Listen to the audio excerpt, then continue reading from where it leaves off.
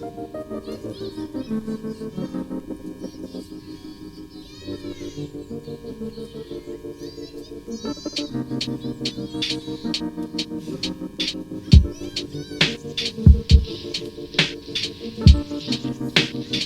up everybody, it's me, Finch, and today we're going to be talking about Black Mirror Scrying. Special thank you to Lucretiella for requesting this topic. I hope I pronounced that name right, but Lucretiella commented on my last video requesting that I talk about Black Mirror Scrying since I mentioned it. I'm very excited and happy to do this video. I think it's a little more advanced than something that's just for beginners, but even if you're just starting on the path, I encourage you to try these exercises anyway. Scrying in general is a really powerful technique that's going to strengthen our clairvoyant abilities. It's going to improve our ability to have a visual imagination, and it's going to lead down the line to some really cool magical practices: divination, evocation, and even astral travel. So I'm going to talk for a bit about what scrying is, and then I'm going to go through the steps to explain how you can make your own scrying mirror for really cheap out of stuff we can buy at a thrift store and a bit of spray paint. So it's a really cheap and easy tool. It was the first magical implement that I made, and I think it's a great place to start with learning how to build and consecrate magical objects.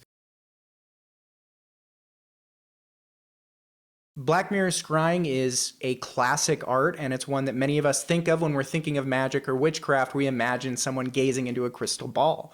This is scrying. It's the art of seeing. It's the art of seeing things in a different way. This is a really potent practice, and it's one that will strengthen certain muscles that are very important for magic. For visionary magic in particular, like evocation or like Enochian magic. This practice of scrying will allow us to strengthen the visual side of the imagination, which is truly not the only part of envisioning and imaginary magic that we need, but it is an important one. And for a lot of beginners, having a real experience with a black mirror will be very encouraging, I think, because this is a great opportunity to get firsthand experience of seeing something wild. And it may not happen the first time. It is a practice, and it's like going to the gym.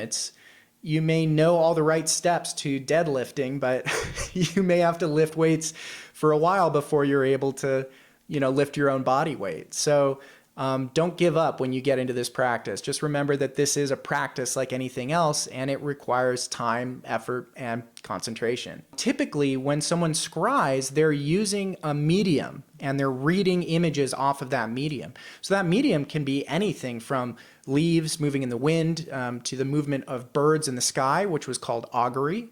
It's classically done in a crystal ball, but it can be done on any reflective surface. A lot of ancient traditions use pieces of obsidian to be a literal black mirror. Since crystal balls are very expensive and birds are a little hard to deal with, we'll be making a black mirror today. Black mirrors are great. They're, powerful tools, and they're cheap and easy to make.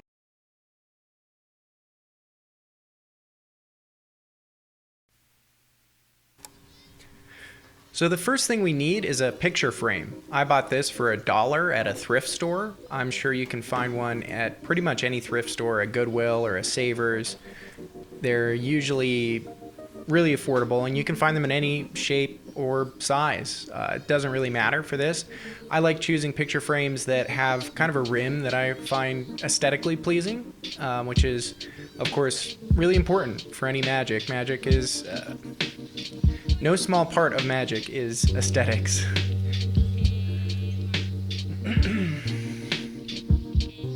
I'm going to clean it now using a screen cleaner, but you can use any sort of glass cleaner you want.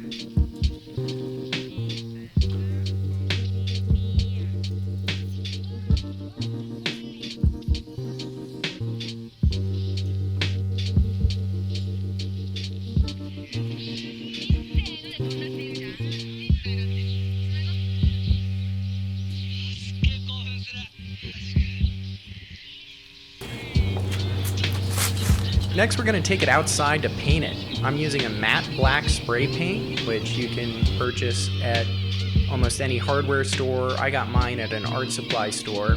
A lot of blacks are semi-gloss or gloss, so make sure that you're getting the matte black. Using a gloss paint will actually make the mirror become too reflective. The glass should be the only reflective part. some of these spray paints have a ring, a safety ring in the lid, so make sure you remove that first. I'm doing one layer, an even one, and I'm gonna let that dry before I do the second one. Once it's dried for a few minutes, I go back for another layer. I'm trying to keep the can an even distance from the glass the entire time, and I'm layering on that paint as smoothly as I can muster, trying to not let it clump or pool up in any place so we get a nice even coating. And I'm gonna leave this to dry for a while outside so I can go in and add a small sigil to the backing of the picture frame. This is not necessary, but for me it feels like it seals the instrument in a way. It makes it feel complete and like I've thought about every side of this tool. I'm using the Seal of Solomon in this case, but if you choose to do this, you can use any sigil you want. You can devise a new one if you've watched my previous video on sigils for perhaps protection or banishing. Anything that feels sacred also helps. I'm using some abramelum oil here to seal in the sigil. This is an optional step, and if you want, you can use any sort of charging method the same way you would charge a sigil. This consecrates the back of the mirror. By now, your mirror should be dry, so let's go ahead and assemble it. As you can see, once we flip the mirror over, the glass becomes totally reflective against the matte black background. Again, I'm carefully inserting the mirror back into the frame as best that I can. Some of these used frames are sometimes bent and hard to work. Putting the picture backing in, and that's it. The mirror is complete at this point, but let's go ahead and consecrate it and decide for ourselves its true magical purpose. Consecrating an object is simply deciding what the object's purpose is and only using it for that purpose. I like to add a little ritual and a little symbolism into my ceremony. So I'm touching all four corners of the mirror and I'm making a banishing pentagram over it as I declare that the mirror is for the purpose of scrying. You don't need a ceremony to consecrate an object, but I like it. It helps me get in the mood. You can simply decide for yourself what the object's purpose is, and then remember to only use it for that purpose. Once you're finished, it's time to put the object away until it's ready to be used. I'm going to wrap it in paper here, but you can use anything you want. A lot of magicians like to wrap their tools in silk. I think this is expensive and not necessary. The real important thing with wrapping is that it prevents the object from being used for any other purpose, and it becomes a ritual in and of itself when I wrap and unwrap the tool.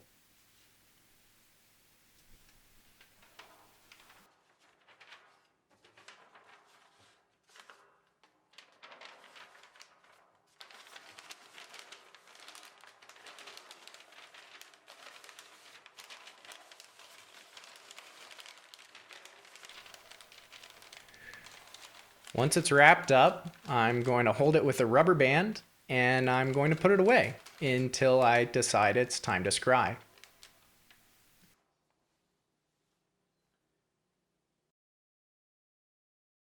So once we've built the mirror, it's important to consecrate it and to then only use it for the purpose that we've consecrated it for. Consecrating is really just the act of deciding. All magic is, at its core, is the art of deciding. And maybe we'll get more into that in future videos. But for a consecration, what we do is we decide that this object is only to be used for one task. It is our tool for completing this task. And like many tools that we only use for one specific thing, it will gain an extra material power because of this dedication. This can be very complicated and very elaborate. If we want it to be, we can make a huge ritual about consecrating our objects, or it can be as simple as simply deciding for ourselves, okay, I'm only using this pen to write poetry. We have a poetry pen. That's a simple consecration, and you may find that once you've used that pen enough that you may actually struggle to write poetry as well with any other tool or any other pen. So the consecration is really important, and that's also why I choose to wrap the mirror in paper after it's been consecrated. This helps me remember that I'm only using this mirror for one purpose, and that is scrying. I don't want to accidentally gaze into it or fix my hair in it or use it like an actual mirror. I want to keep it consecrated. If I use the object that I have decided is only for one purpose, if I use that for another purpose, that's called desecration, and it is a very subtle dilution of the potency of our tools. So I encourage everyone with all of your magic tools to consecrate them, to only use them for a magical practice, and to put them away when you're not using them for that specific purpose. It's really going to, over time, maintain the efficacy of these tools. For me, because my tools are wrapped in paper, when I unwrap them, it becomes a form of invocation. It becomes a ritual that is drawing in my concentration to be prepared for this act I'm about to perform. And then when I put the tool away, wrapping it up in paper again, this is almost like a form of banishing. It is reminding my mind that it's time to return to my everyday life. So consecrate your tools and then keep them consecrated by only using them for the purpose that you've deemed them for.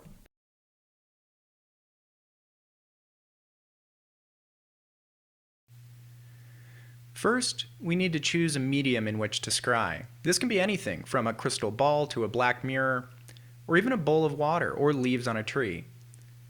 For our purposes, we'll be using a black mirror. Be seated in front of your medium in a way that you can easily gaze into it.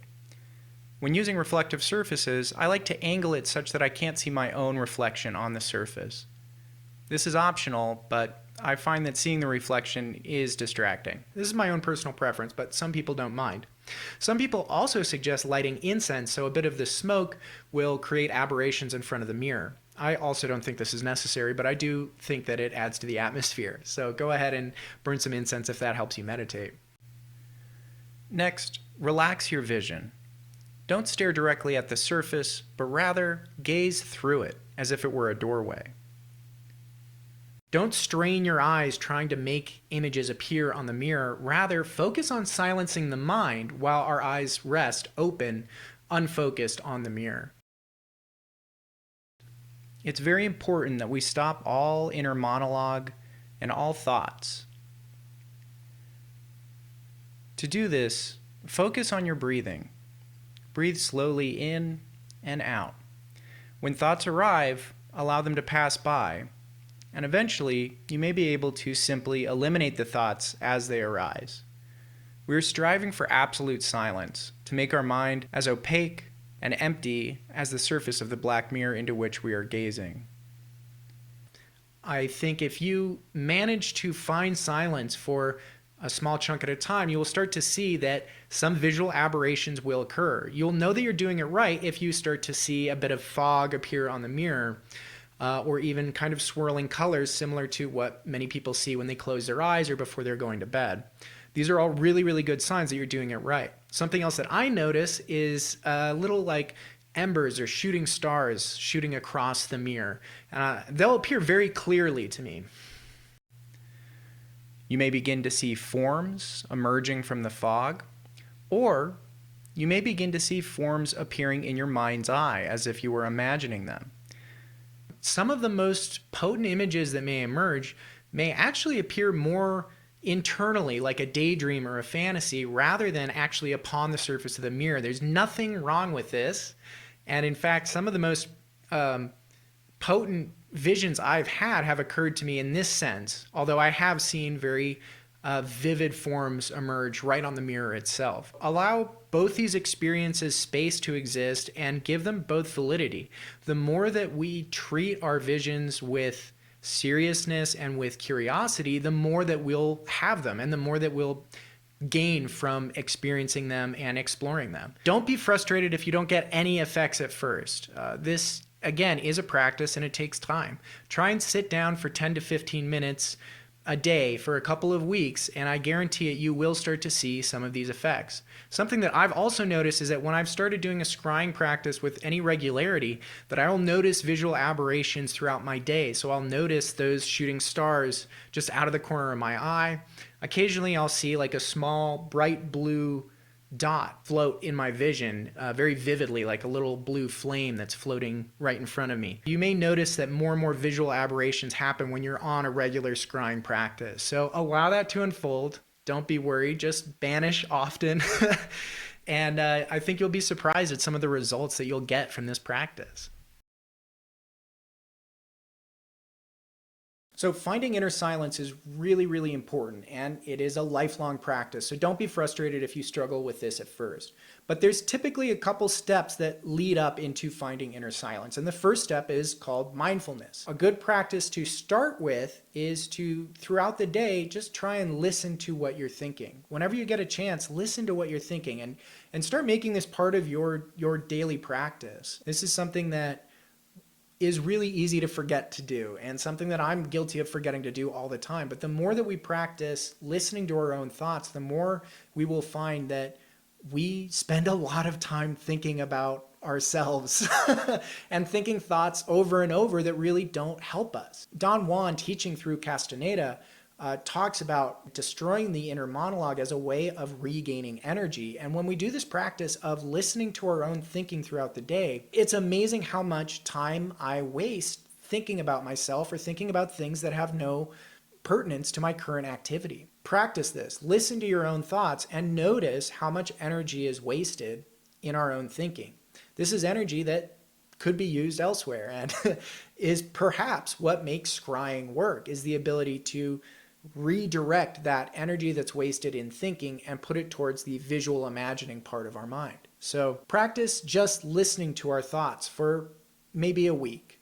It could only be a couple days. The more you do it, the better. There's no rush to silence, but it will come in the process of doing this. Once we've gotten a hold of knowing what our own thoughts sound like, of hearing our inner monologue, the next thing to do is to try and quiet the inner monologue. So again, this is something that we can do in our day-to-day life. When we hear our thoughts coming up and we hear our monologue, bring it back into what we're doing. If I'm folding laundry, just fold laundry. Don't think about it.